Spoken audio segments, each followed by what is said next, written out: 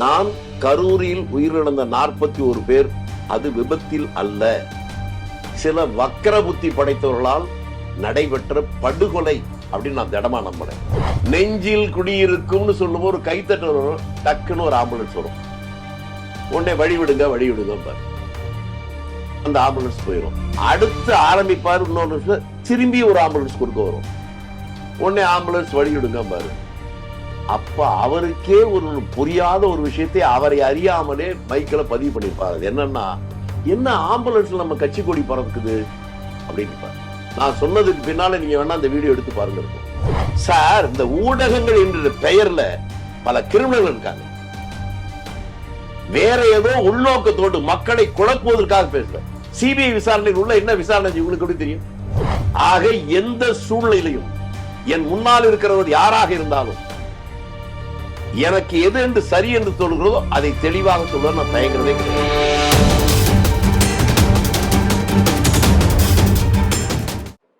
Sri TV நேயர்களுக்கு வணக்கம். எதிர்வினை நிகழ்ச்சியில் மீண்டும் சந்திப்பதில் மகிழ்ச்சி.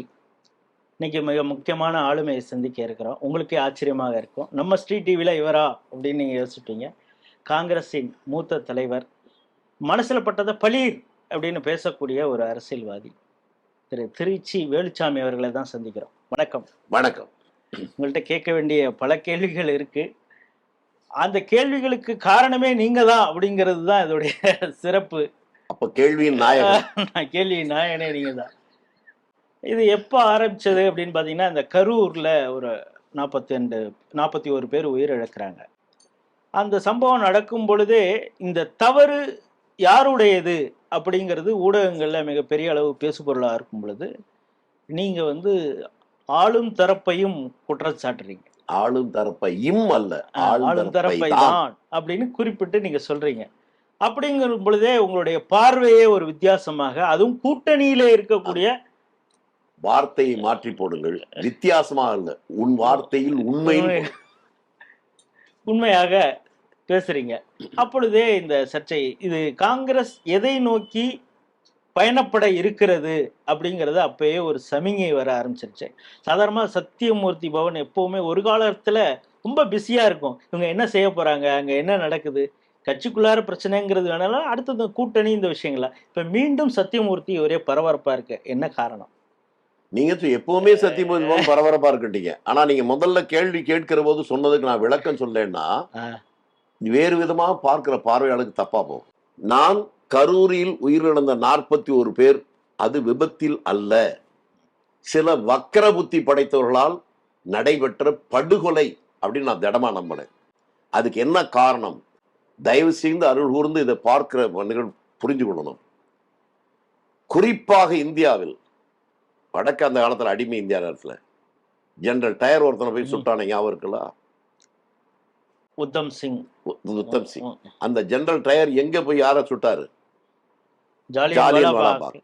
ஜாலியன் வாலாபாக்ல அந்த படுகொலையில் அவ்வளவு பேர் செத்ததுக்கு முக்கிய காரணமே, ஒரு கூட்டம் கூடுகிற போது அங்க ஒரு அசம்பாவிதம் நடக்கிற இடத்துல வெளியேறுவதற்கு வழி இல்லை.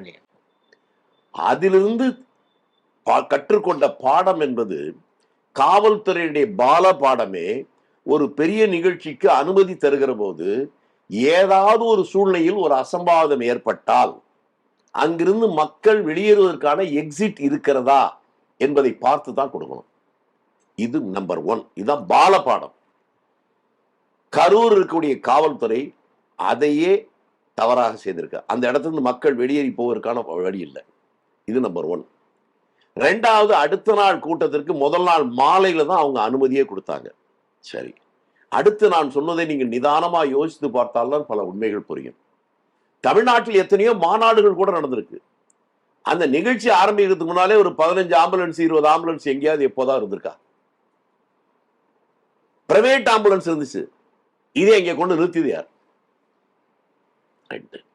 இவ்வளவு பெரிய கூட்டத்துக்கு அனுமதி கொடுத்தீங்கல்ல. ஒரு சாதாரண ஒரு கொடியேற்று விழா நடத்தினால் கூட எத்தனை மைக் செட் கட்டுறாங்க என்னன்னு கேட்டுட்டு அது அவர்களுக்கு ஆலோசனை சொல்வது போலீஸ் பல நேரங்கள்ல. ஏன்னா பெரிய கட்சிக்காரர்களுக்கு கூட தெரியாது, அதுக்கு இதுக்கென்றே பயிற்றுவிக்கப்பட்டவர்கள் காவல்துறை. அவர்கள் சொல்லுவாங்க, எத்தனையோ உதாரணம் சொல்ல முடியும், அதை இதோட நிறுத்திக்கிறாரு, இது பத்தாது, இல்ல அதிகமா வைங்க, இதை இப்படி வைங்க, மேடையை கூட இப்படி போடுங்க, இதெல்லாம் அவர்கள் ஆலோசனை சொல்வார்கள். எங்களுக்கு கிடைக்கிற தகவல் அதிகமாக கூட்டம் வரும்னு தெரியுது, அதுக்கு தகுந்த மாதிரி 10 ஆரணை எக்ஸ்ட்ரா கட்டுங்க. அவ்வளவு பெரிய கூட்டம் வருவதை போலீஸுக்கு தெரிந்தும் ஹாரன் கூட கட்டுவதற்கு அனுமதி கொடுக்காது ஏன்? மூன்றாவது, இவர்கள் எந்த இடத்தில் அனுமதி கொடுத்து அவரை பேச வேண்டும் என்று சொன்னார்களோ அதற்கு பக்கத்திலேயே சாக்கடைக்காக ஒரு குழி நோடுறாங்க. அடுத்த நாள் கூட்டத்துக்கான அனுமதி கொடுத்ததுக்கு பின்னால அந்த இடத்துல குழி மூடுறதுக்கு ஒரு அரை மணி நேரத்தில் மூடி இருக்க முடியும். அரசு ஊழியர்கள் அதிகாரிகள் செஞ்சிருக்க முடியும். அதை அப்படியே விட்டுட்டாங்க. ஒரு கூட்டம் வருகிறோம், அந்த இடத்துல குழி இருக்குன்னு எல்லாருக்கும் தெரியாது இல்ல. ஊடகங்கள்லாம் சொன்னீங்களே, ஒருவரும் தெரிந்தும் அதை பதிவு பண்ணல.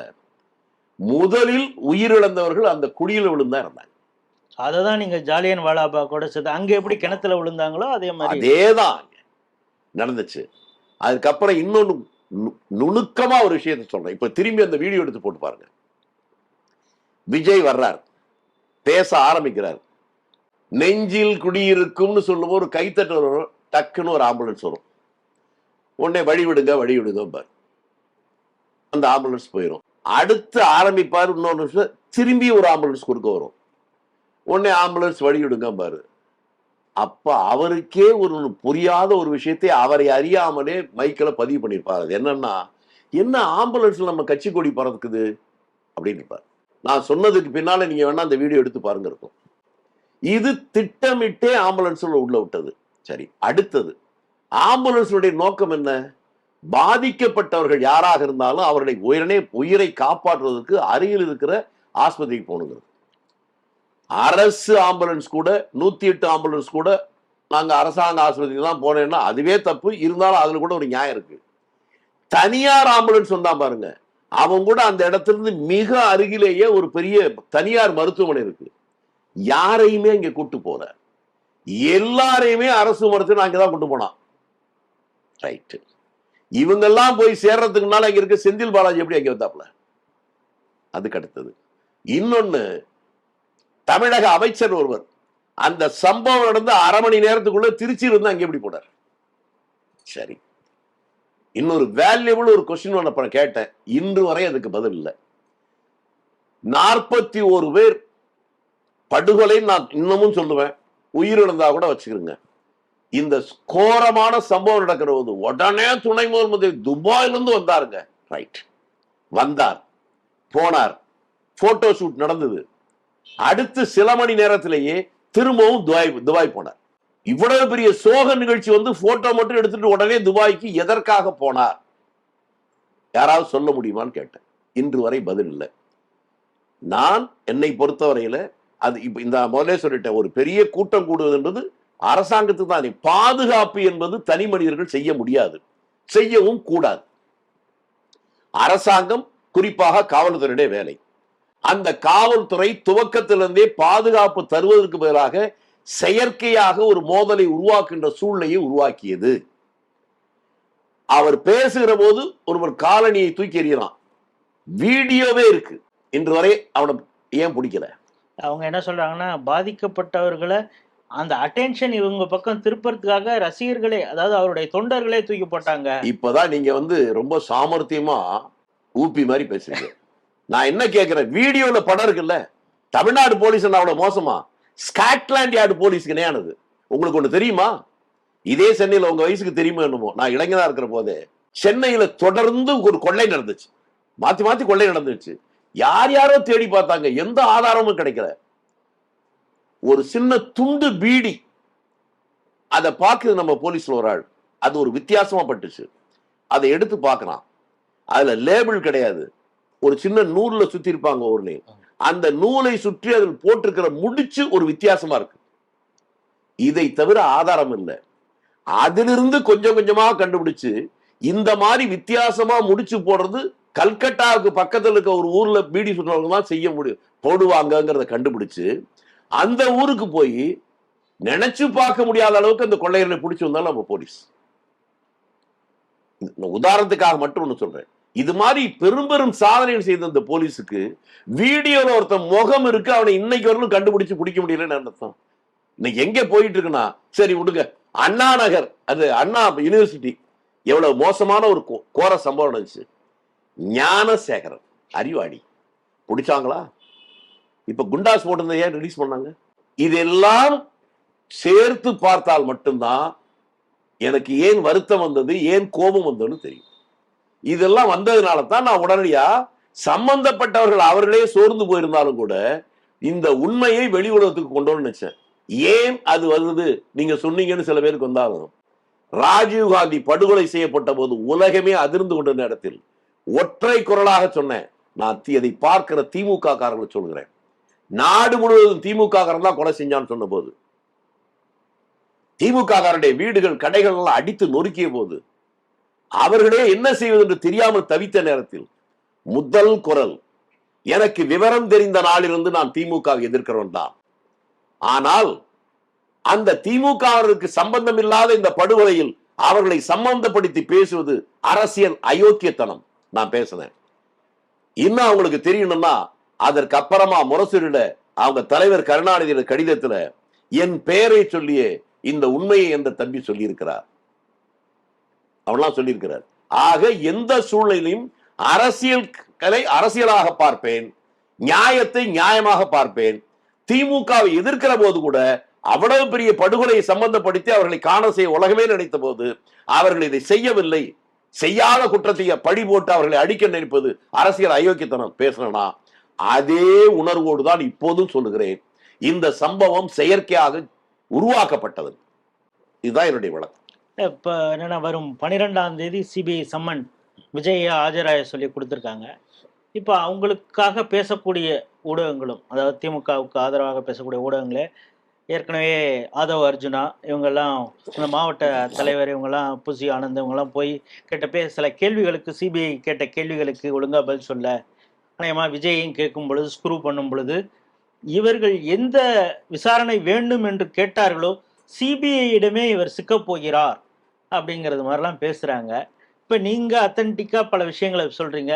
சொல்லிட்டேன்ல, சிபிஐ சொல்லுங்க, என்னை விசாரிக்க சொல்லி. சார், இந்த ஊடகங்கள் என்ற பெயர்ல பல கிரிமினல்கள் இருக்காங்க. வேற ஏதோ உள்நோக்கத்தோடு மக்களை குழப்புவதற்காக பேசல. சிபிஐ விசாரணையில் உள்ள என்ன விசாரணை உங்களுக்கு எப்படி தெரியும்? சிபிஐ விசாரணை என்னன்னாது உங்களுக்கு தெரியுமா? ஊடகத்தில் இருக்க எத்தனை பேருக்கு சிபிஐ விசாரணை தெரியும்?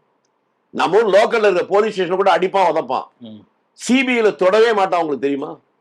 அவர்கள் விசாரிக்கிற பாணியே வேற. உனக்கு எப்படி தெரியும்னா நான் உங்களுக்கு சொல்லட்டுமா? அதே ராஜீவ் காந்தி கொலையில MDMA பல்முனை நோக்கு விசாரணை குழு சிபிஐ ஸ்பெஷல் டீம் விசாரிச்சாங்களா? அதில் முதலாக விசாரித்தது என்னதான் 8 நாட்கள் விசாரித்தாங்க. அப்பதான் எனக்கு அந்த முறையே எனக்கு புரிஞ்சுது. அது ஆரம்பத்துல சொன்னாதான் இன்னைக்கு இருக்க பல பேருக்கு புரியும். போன ஒரு டேபிள், நல்ல அழகான சேர், நல்ல ஆம்டு சேர், முன்னால 2 சேர் உட்காந்துட்டாங்க. இந்த பக்கம் ஒரு சேர், இந்த பக்கம் ஒரு சேர் இருந்துச்சு. உட்காருங்க, நாங்க உட்கார்ந்தேன். முன்னால 2 பேர், 2 சைட்ல 2 பேர் உட்காந்துட்டாங்க. இன்வெஸ்டிகேஷன் IO அவரும் உட்கார்ந்து இருக்கிறார். எங்க சீஃப் வர்றாருனாங்க. ஒரு IPS ஆஃபீஸருடைய சீஃப் வந்தார். வந்த உடனே என்ன பார்த்தார். ஆர் யூ கம்ஃபர்டபுள் சார் அப்படின்னார். நான் விட சொல்றது காரணம் இதெல்லாம் புரிஞ்சுக்கணுங்கிறதுக்காக. எனக்கு புரியலன்னு. இல்ல சார் வசதியா இருக்கான்னு கேட்டேன். சார் கம்ஃபர்டபுள்னா இங்கிலீஷ்ல சொன்னா அது வசதின்னு எனக்கு தெரியும், அதுதான் எனக்கு புரியல, ஏன் கேட்குறது? இல்ல சார், பல மணி நேரங்கள் விசாரிக்கணும், உங்களுக்கு வசதியா இருக்கா? அதான் அவர் கேட்ட கேள்வி. அதுக்கு நான் சொன்ன பதில், உங்க கேள்வியே இரலவென்ட்ங்க. நான் இப்படிப்பட்ட ஒரு IPS அதிகாரிட்ட இதை எதிர்பார்க்கல. நீங்க மரத்தடியில கேட்டாலும், பிளாட்பாரத்துல கேட்டாலும், நிக்க வச்சு கேட்டாலும், உட்கார வச்சு கேட்டாலும், எனக்கு என்ன தெரியுதோ அதான் சொல்ல போறேன். உங்க விசாரணை ஆரம்பிக்கலாம். 8 நாட்கள் விசாரணை. முதல் நாள் எனக்கு புரியல, அடுத்த நாள் தான் எனக்கு தெரிஞ்சது. முன்னால இருக்கிறது 4 பேர் நினைச்சேன். பக்கத்தில் இருக்கக்கூடிய 2-3 ரூம்ல அங்கே ஒரு மாதிரி டிவி மாதிரி வச்சுக்கிறாங்க, மானிட்டர் பண்றது. அங்கே ஒரு 7-10 பேர் ஒவ்வொருத்தரும் பார்த்துக்கிட்டு இருக்காங்க, காதுல வச்சுக்கிட்டு இருக்காங்க. அவங்களுக்கு என்னெல்லாம் ஏதாவது சந்தேகம் வந்தாலும் இவங்களுக்கு ஃபீட்பேக் பண்றாங்க. ஆக என் ஒருவனை விசாரிக்கிற போது 15 பேருடைய மூளை ஒரு நேரத்தில் யோசித்து என்னிடம் கேள்வி கேட்கிறது. எல்லாம் முடிச்ச உடனே கடைசியில அந்த அதிகாரி சொன்னார், என்னுடைய சர்வீஸ்லயே ஒரு வித்தியாசமான மனுஷனைக்கு பார்த்தேன். அவர் யாருன்னு சொன்னா நீங்க அதிர்ச்சி அடைவீங்க.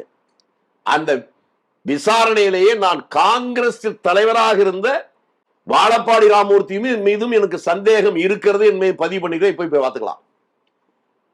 அந்த வாழப்பாடி ராமமூர்த்தியுடைய சம்பந்தி தான் அவருடைய சீஃப். ஆக எந்த சூழ்நிலையிலையும் என் முன்னால் இருக்கிறவர் யாராக இருந்தாலும் எனக்கு எது என்று சரி என்று சொல்கிறதோ அதை தெளிவாக சொல்ல நான் தயங்குறதே கிடையாது.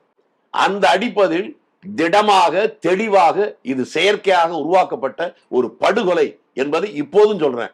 சிபிஐ சொல்லி என்ன விசாரிக்கணும்.